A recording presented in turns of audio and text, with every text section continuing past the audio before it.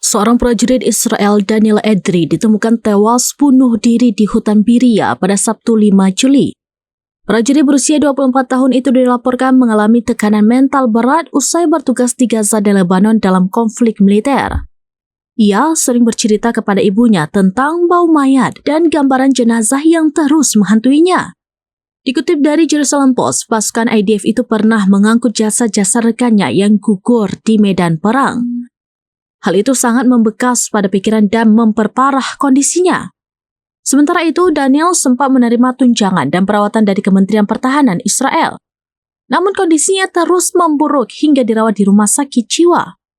Bahkan kondisi mentalnya kian melemah hingga akhirnya prajurit IDF itu nekat bunuh diri dengan cara tragis. Jasad Daniel ditemukan dalam kondisi hangus setelah membakar diri di dalam mobilnya di hutan Biria, Israel. Prajurit IDF itu dikabarkan kerap mengamuk hingga merusak apartemen lantaran tak tahan dengan penderitaannya.